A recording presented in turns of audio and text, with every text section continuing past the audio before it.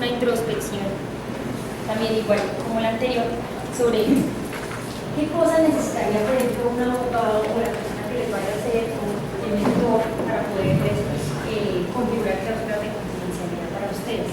Recuerden que no tienen que ser necesariamente entre nosotros los socios, sino que puede ser, por ejemplo, para el relacionamiento con clientes. La pregunta que no la hay ahí, en el sentido de que pasa con movimientos, después hay que se hace una erupción, realmente alguna arranca y muere. En este caso, ¿cómo sería cómo contemplaría eso también? Cuando presento que hacemos, pero luego llega a reclamar, así se llama, a reclamar de parte. Y generalmente pasa mucho así, o sea, no todos llegan a de repente. Sí, eso se puede contemplar, porque puede pasar precisamente que nosotros, que la persona se vaya y después quiera venir, o que se haya desesperado por el las regalías, pero que después se acabe la empresa. Entonces no puede pasar que por el contrato de regalías que hicimos con el que se iba, los empleados de esto, tengamos que estar pegados a la sociedad de esta, que ya no la queremos por cualquier circunstancia, porque vamos a hacer lo que digo, que en el país. Pero como tenemos que darle las regalías a ese mes, entonces eso también se puede establecer en el acuerdo para asociar.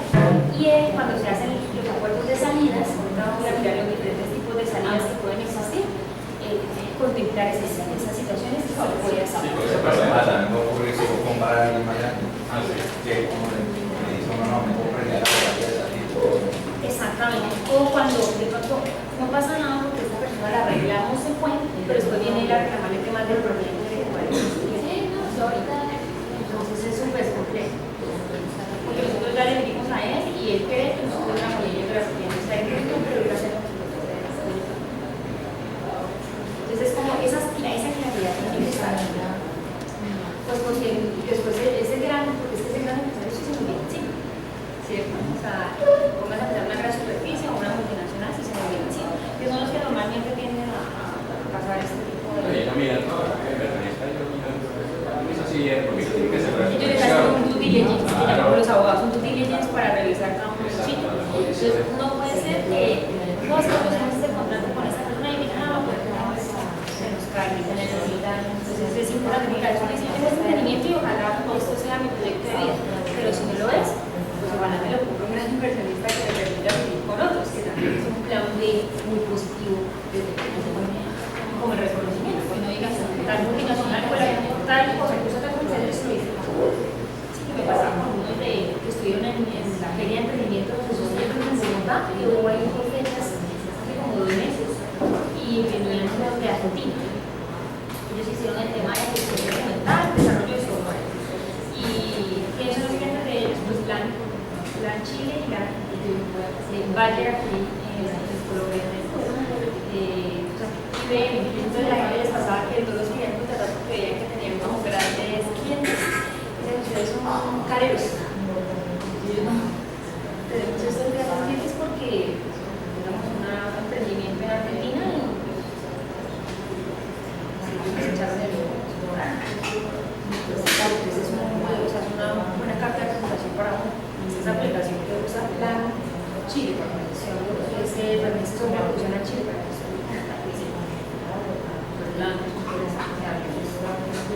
Sí, es el tema de poder tener ese plan B como pensado anteriormente. Entonces miremos aquí, digamos, si ustedes quisieran hacer el tema de cláusulas de confidencialidad para explorar la información, ¿qué información necesitaría, digamos, un tutor o su abogado para poder, digamos, tratar de estructurar una cláusula que permita esto? Recuerden que las cláusulas de confidencialidad también se dan con los clientes. Puede pasar que ustedes en el emprendimiento los contacte a alguien. ¿Por qué? Porque el entorno de televisión, porque se enteraron, porque ustedes estuvieron en la feria, porque lo mostraron en la información y alguien los vio, los reconoció y los llamó. Nos pasó con unos emprendedores de Bucaramanga. ¿Y qué pasaba? Que decían, a mí me gusta su aplicación, pero para mi empresa yo quisiera que tuviera esto, para mi empresa. Y era para una gran superficie. Entonces, ¿qué pasaba? Cuando uno llegaba a la reunión de la negociación, estaban unos ingenieros de la gran superficie.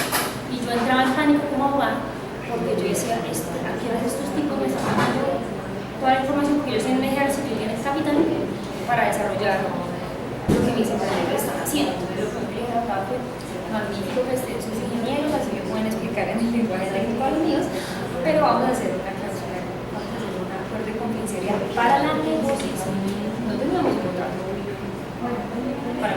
Entonces, que el código fuente, que la información, que todo eso especificado, que era lo que íbamos a cruzar de información y que ellos iban a saber sobre mis ingenieros, porque a mí no me servía que mis ingenieros me den a mis ingenieros como chiquitos y entonces ellos tienen el capital para desarrollar la idea de o para sacar información y después contratar a otros y decirle, mire, hágame esto por esto y les entregan todo. Entonces tampoco me servía. Entonces, los acuerdos de confidencialidad también es muy bueno en la cultura organizacional y además eso los hace ver a ustedes organizados. O sea, usted le ofreció, usted lo llama a un cliente, usted se queda con todo gusto, allá vamos a ir el equipo de trabajo, cuánto, perfecto, llegan. Bueno, nosotros tenemos como política en nuestro proyecto que tenemos un acuerdo de confidencialidad y siguen en curso la negociación tranquila, que eso no tiene por qué ser un tema tensionante. Las nuevas empresas están acostumbradas a firmar confidencialidad, entonces, ¿por qué no las pequeñas? ¿Cierto? Y es muy importante eso. ¿Por qué? Pues porque, digamos, sus ideas son muy valiosas y su trabajo es muy valioso. Y puede que al final nos contraten no porque tuvieran ya la intención de quitarnos la información, pero ya la tuvieron. Y la van a emplear para otras cosas. Porque no hubo empatía, porque alguien no, porque sí, nos contratan por otra situación, porque hay... Entonces, pero la información ya la tienen. Entonces es importante que ellos lo vean también. Entonces, miremos las confidencialidades también sobre ese tema, porque tiene que ser un tema de cultura organizacional como un acuerdo parasocial que nosotros, los 4 socios y los 3 socios, podemos establecer políticas de confidencialidad entre nosotros, con los trabajadores y con los potenciales clientes. Y usted tiene su cláusula de abajo atrás, ¿cierto? En cualquier momento aparece el cliente que usted... Pero no es que el cliente lo siente y usted tenga que desnudarse sin haber prevenido esa situación. Es muy importante. La persona puede mandar una idea. ¿Señor? No se protege. No se protege. Ese es el problema. Entonces, la información que se cruza es importante tenerla como confidencial. Si las ideas fueran registrables, otra historia. ¿Cómo hace uno? ¿Cómo impide uno que una idea se contiene? No, precisamente no es la idea. O sea, entonces la confidencialidad es la información que tú cruzas con la persona, que es el desarrollo de una idea. O sea, la idea como he dicho. O sea que la persona donde coja la confidencialidad está sobre los parámetros en base a esa idea. Con que modifique alguno de los parámetros ya la idea se hace distinta. Ya eso no se podría demandar. Pero es como se instituye el desarrollo de la información. Entonces uno en la cláusula, por ejemplo, dice se considerará, por ejemplo, confidencial la información que se cruce dentro de la reunión, entonces se levantan actas, ¿cierto? Lo que tiene que ver con códigos fuentes, lo que tiene que ver con la arquitectura, lo que tiene que ver, entonces empiezan ustedes a ver toda esa definición técnica de la información que está. Pero entonces, en ese caso, por ejemplo, la arquitectura y el código fuente, si ellos cogen ese código fuente, esa arquitectura, modifican ciertas cosas, ya la cosa cambia. Entonces ya no se podría hablar sobre que es lo mismo en base a lo que se dice la confidencialidad. Sí, pero miren que cuando hacemos confidencialidad y secreto empresarial, si les decimos a ellos que eso hace parte del secreto empresarial y que no se permite, o sea, es como uno lo estructura. Desde luego uno no lo puede brindar al máximo, o sea, un 100% no vas a encontrar, ¿sí? O sea, sí ellos pueden eventualmente modificar ciertas cosas y avanzar, pero peor si tú le entregas todo y no haces nada. Sí. Por lo menos queda como advertido. Exacto, no, y para la demanda, porque entonces tú, cuando las cosas son mínimas, tú las puedes llegar a probar por mala fe. Eso es lo bueno del tema de competencia, que está la mala fe mercantil. Y les voy a poner un caso, no sé si me escucharon en las noticias, Alpina y Danone. Alpina le ponen una multa gigante y además de la multa le quitan los registros de las marcas que tienen. ¿Por qué? Porque encontraron un tema por mala fe mercantil, porque Alpina registró 16 marcas que eran igualitas a las marcas de Danone en el extranjero. Pero, como ellos fueron los primeros en el tiempo, en la propiedad industrial, usted es el primero que registra marca, usted es el primero con el derecho, ¿sí? Usted es el que tiene el derecho. Entonces, ellos registran las 16 marcas y, por otra parte, cuando va a entrar Danone en el mercado colombiano, va a registrar sus marcas y la superintendencia le dice no, en la 16. Entonces, ¿qué hicieron ellos? Ellos no pueden demandarlo porque lo que se va a hacer primero, pero sí por competencia desleal, por mala fe mercantil. O sea, eso no calaba en ninguno de los los tipos o de las formas de competencia leal que los forma la fe mercantil. Y ellos dijeron, mire, no es casualidad que hayan 16 marcas idénticas a las mías internacionales y que yo iba a entrar al mercado y no podía. Entonces, por ejemplo, aquí se llamaba Joxcon Defensis y allá se llamaba Danone Defensis. Aquí se llamaba Alpinito 4x4 y allá se llama Danone 4x4. En el extranjero, y así todas, se ven unas igualitas. Mi primer Alpinito con Premier, no sé qué, en francés, y así. Usted busca la noticia portafolio Alpina Danone y le sale las 16. Entonces, si usted logra demostrar que a usted le sacaron toda la información y que lo que modificó fue una cosa muy pequeña y que usted asistió a un montón de logros, usted tuvo una información y que, qué casualidad pasó esto, y empieza usted a hacer la investigación, es muy probable que sí pueda prosperar una demanda de competencia. En este caso el producto es diferente. ¿Ah? El producto es diferente, ¿no? No, o sea, eran dos, por ejemplo, dos alpinitos, dos yogures, y en un lado se llamaba alpinito y en el otro lado se llama alpino, o alpinito también. O sea, registraron igual a las marcas extranjeras. Como no tenía protección acá, cuando Danone entra a Colombia con sus productos no puede registrar ninguna marca. Y eso es mala fe mercantil. Entonces, a lo que quiero dar con este ejemplo es que nosotros podemos, con toda esta información que tenemos ya con confidencialidad con esto, poder llegar a probar una eventual mala fe, ¿cierto? Ellos tienen derecho a modificar y todo el tema, pero de pronto podemos llegar a probar una mala fe. Entonces, lo que ellos hicieron fue tomar toda nuestra información, hacer una modificación muy pequeña y de mala fe nos están haciendo competencias de ¿sí? Es un poco lo que les quiero decir, que estas evidencias nos van a poder servir para el tema de la mala fe en el país. Entonces miremos, ahí tenemos identificado qué información es confidencial, que no digan o cada uno sabe como lo que cree que es confidencial, pero no lo hemos establecido. Entonces, bueno. Han acordado mecanismos para el manejo de la confidencialidad de la información. Mecanismos pueden ser desde la clave del computador hasta las cláusulas de confidencialidad, o sea, mecanismos para que la información que crucemos. De pronto sí, pero no lo hemos escrito, no lo tenemos en un protocolo, pero sí hay. Tenemos acuerdos sobre la reserva de la información. Por eso es bueno que cuando hacemos las reuniones, si estamos acostumbrados a hacer actas, pues es importante que, como no sabemos qué información se va a ventilar dentro de la reunión, porque nos reunimos para hablar sobre el tema y terminamos ventilando ideas y desarrollos y conclusiones importantes que al final uno dice, uy, esto es reservado porque es del tema íntimo de la empresa. Entonces es importante que siempre, digamos, siempre que hay reunión hay confidencialidad, que los asistentes firman, ¿cierto? Hay confidencialidad en este han acordado las consecuencias sobre el manejo inapropiado de la información. Las consecuencias pueden ser algo mínimo como una amonestación hasta usted está por fuera del proyecto y se puede establecer incluso estatutariamente, porque es que el inapropiado uso de la información puede ser algo que de pronto pues sí afecta pero no golpea tan fuerte, como puede ser algo que nos meta en un problema, por ejemplo, de protección de datos, unos 100 millones de pesos, ¿cierto? O que se ventilen las vulnerabilidades que tiene mi aplicación, ¿no? Mi desarrollo, porque él las sabe, las ventilar el tiempo sacado.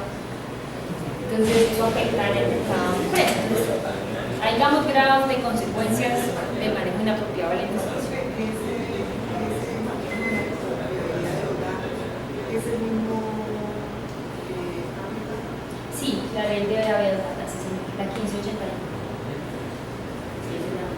Pero mira que es de datos personales y la confidencialidad la vamos a poner más allá de datos personales, o sea, datos personales pero también información. Yo puedo imaginar que no es un dato personal, pero sí puede ser una información reservada para la empresa. digamos que algo que se ha sacado de esa base de datos específicamente? Uno contesta la solicitud y dice sí lo voy a sacar y además lo saca. No sé sacar y no contestar. Hay que contestarle, porque es silencio. Hay que contestarle y sacar. Entonces es importante en las consecuencias del manejo inapropiado de la información o de los datos personales, ¿cierto? Porque los datos personales eso es como una especie de gran género de información. Entonces hay información que para nosotros es reservada, no porque sea dato personal, sino porque es de la empresa, o sea, es del desarrollo de nosotros. Pero para que en el momento que yo diga escribir una persona, un usuario de base de datos, ¿existen algunos parámetros, algún formato estandarizado o simplemente yo le comunico a la vuelta de un correo y así de que Mira, lo ideal es que como las políticas de protección de datos tienen que tener los mecanismos de contestación de los quitarle y poderle, digamos, eliminar de la base de datos. Puede pasar que alguien te esté pidiendo información de un tercero que no tenga derecho a pedirte. Entonces también es importante que a veces no la entregue. O te esté pidiendo a alguien que elimines de la base de datos, pero esa persona no es el titular del 20%, porque te va a pedir un tercero que lo elimines, a que sea su padre o madre, y estamos hablando de un menor de edad. Entonces es importante uno tener como un protocolo, además la misma norma dice, habla de la política de protección de datos y dentro de eso quién va a contestar, cómo se va a contestar y cuál es el mecanismo de contestación. Si la persona te hace un escrito por correo, pues puede contestar correo, pero si le hace un escrito que llega físico y te manda que la dirección de notificación es una dirección física, lo debes mandar a la dirección física. Entonces es como tienes que tener la política de protección de datos, eso es súper importante, además de la política de términos y condiciones de la empresa de ustedes, del producto. Esos son dos elementos fundamentales porque también les va a permitir prevenir riesgos que ya les voy a enseñar más adelante. Entonces, el manejo inapropiado de la información es muy importante tener claro eso. Temporalidad de la confidencialidad, bueno, si hemos hablado de la confidencialidad, mucho de la temporalidad, pero si ya lo hemos hecho, es importante tener, que sea aún después de terminada la relación con los asociados, si la persona se va de la empresa o si hay demás socios y los terceros tienen que someterse a la confidencialidad. Tenemos terceros colaboradores que hacen parte del equipo de emprendedores que accedan parcial o totalmente a la información reservada, que puede ser un colaborador como un trabajador, un auxiliar, un practicante, nosotros como mentores o como participantes dentro del proyecto de ustedes, también tenemos que manejar una confidencialidad. Entonces, si ella me dice, doctora, ayúdeme con las políticas de términos y condiciones para poder prevenir todas las quejas ante la superintendencia y entonces yo me siento cierto con ellos a elaborar todo el documento jurídico para poderlo publicar, yo accedo a información que ellos tienen. Entonces yo también tengo que tener una confidencialidad, eso es muy importante, ¿cierto? Porque yo no puedo después del proyecto de ella saltar el proyecto de él y contarle ya tu proyecto, me hacen una entrevista dentro, entonces cuento el proyecto y no el proyecto, porque la idea es darle publicidad, sino las intimidades, digamos, del proyecto, la información reservada, porque obviamente la idea es darlo a conocer lo más posible. Aunque sea crear la expectativa, va a salir una aplicación de tal cosa y que la gente esté al tanto, pero no la información confidencial. Se han acordado prohibiciones de competencia, reserva de información, prohibición de reingeniería o ingeniería inversa con terceros colaboradores, es importante. Y si se han establecido términos para el relacionamiento con clientes a quienes se comparte la estructura del producto. Entonces, lo que les decía, un cliente los llama, ustedes van a ir a negociar con él, todavía no hay contrato. Puede que no los contraten, pero ustedes sí van a cruzar información. Entonces es cuando, por ejemplo, una persona también especialista en la misma disciplina de ellos empieza a revisar, a tratar de hacer, pues, de para atrás el proceso para llegar a saber cómo estructurar el producto. Entonces, como ya tienen el producto final y tratan de empezar a hacer paso a paso, a desbaratarlo para saber cómo funciona. Entonces, provisión de ingeniería o ingeniería de No es así, David, es así, es así. Entonces es importante eso. Obviamente eso va a pasar, obviamente van a haber muchas personas tratando de escudriñar como lo hicimos, pero lo que no queremos es que la persona que haga salga de nuestro propio nicho. Salga de nuestro propio nicho porque tuvo o no tuvo una primera mano. Entonces, tanto como colaboradores, como pues nosotros mismos como miembros, pues sabemos cómo funciona, no importa, pero colaboradores que tengamos, es importante que estén estas cláusulas de producción o estas advertencias, que pueden estar desde un acta hasta un acuerdo, ¿cierto? Digamos, a mí me dicen, venga hoy a la reunión con los emprendedores que te van a contar la información para ver términos y condiciones. A mí nadie me ha contratado, yo voy a la reunión, pues levantemos el acta, de la reunión y ponemos ahí, que tengo confidencialidad, todavía no tenemos un contrato de todos, o a mí me han contratado, simplemente ustedes me están dando las inquietudes, pero en esas inquietudes me están contando cosas que para ustedes son reservadas. Conmigo como tercero, yo no hago parte de su propiedad. Entonces es como esa importancia. Bueno, entonces ahí está un poquito para que nos valoremos ahí abajito. Que nos permite esta valoración de abajo, nos permite como ponernos tareas, ¿cierto? Ponernos tareas de mejoramiento, o cuando tengamos el acompañamiento con el mentor, pues como compartirle estas inquietudes para que vean también cómo estructurar el mejoramiento de eso. Entonces, bueno, hablando de las cláusulas que les venía contando, ya miramos confidencialidad y veíamos permanencia, ¿cierto? Entonces está el tema de la entrada de socios, las salidas y el régimen de transmisión de la sociedad y las cláusulas de arrastre, que son las posibilidades que hay, digamos, generalmente. Entonces las entradas de socios, pues lo que ya habíamos dicho, ¿no? ¿Cómo van a entrar? Y si podemos establecer en qué calidad, si no podemos tener alguna cuestión preponderante, pues establecer. La salida de socios y régimen de transmisión de la sociedad es importante tener claro que si queremos hacer una sociedad cerrada o al menos que se controle las personas que entran y salen, podemos hacer un tema de derecho de preferencia.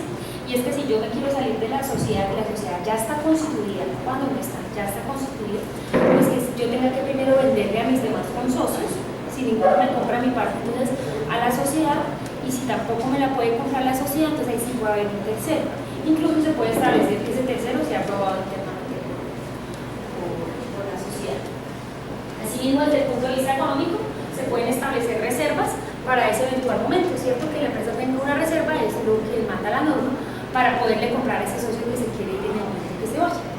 Tiene que haber una reserva para poder. Entonces, que todos los años se hace una reserva del 5% entonces, de las utilidades. Y ahí no es que de repente esa persona se dio por irse y ahora todo el mundo tiene que correr a buscar capital para ver cómo lo arreglamos. No es la manera, sino organizadamente teniendo. Y están las cláusulas de arrastre. Estas son unas cláusulas del derecho extranjero. Se conocen como las tag long y las drag long.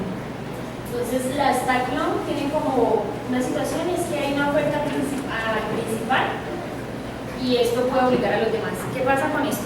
Hay empresas que están instituidas como un socio principal, que digamos tiene la mayoría de la participación o del porcentaje, digamos, sea como el socio mayoritario, por decirlo así, y los demás somos socios minoritarios. Estas tag long son cláusulas complejas que es difícil asumir esta obligación, entonces no son cláusulas que uno debe lanzarse una vez a suscribirlas, sino hay que mirarlas con mucha lupa, y es que si a ese principal le hacen una oferta grande, él me arrastra con ellos. Entonces, a mí como minoritario me toca también vender. Entonces son cláusulas complejas. Y están las cláusulas drag long, que es cuando el comprador debe comprar todas las acciones. Él le ofrece a una persona porque quiere entrar como socio, pero los demás le decimos, no, nos compra a todos o no le compra a ninguno.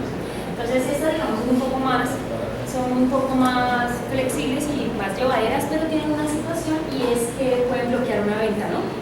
Entonces son armas de doble filo. Entonces por una parte pues permite mantener a los que si nos vamos todos y vendemos el negocio, pero si se va a ir uno y puede resultar ser una persona muy extraña, muy complejo, o dos, que la persona quiera irse y en verdad tiene un buen inversionista, el inversionista no esté interesado en comprar a los demás, solo a esa persona, y pues nosotros bloquearíamos la venta. Entonces es una cláusula, digamos, de doble filo para la naturaleza. Digamos que esas son como reglas con mucha lupa, por otras subrayadas, pero las que sí yo siempre aconsejo son las de tener claro el derecho de preferencia, ¿cierto? Eso es muy bueno, es cierto que nos ofrecen a nosotros primero y después a un tercero. Yo pienso que esa respeta bastante el equilibrio de la relación social y ya si nosotros no le compramos que venga un tercero, bueno, es diferente, ¿cierto? Eso. Pero pienso yo que la primera oferta seamos nosotros incluso en términos de relacionamiento social con nuestro consorcio, yo pienso que es bastante respetuoso y positivo. Eso se fija es cuando uno determina cuántas acciones van a ser de tipo preferencial, y esas preferenciales son las que primero se deben ofrecer dentro de los mismos socios cuando se hacen las... Sí y no, es que el derecho de preferencia puede estar para cualquier tipo de acción, entonces primera idea, o de participación, porque el derecho de preferencia puede ser una sociedad limitada y en la sociedad limitada no se llaman acciones, se llaman cuotas, no tiene una acción sino una cuota, entonces ahí también hay derecho de preferencia. Entonces eso es un término jurídico, ¿cierto? Que existen unas acciones en las sociedades de acciones como la sociedad normal y las acciones simplificadas que se llaman acciones de preferencia, existen, pero eso es otra cosa, ¿me hago entender? O sea, es otro tipo de, es una acción que tiene unas preferencias concretas, pero no son las de derecho de preferencia, sino que se confunde el término porque los dos usan preferencia.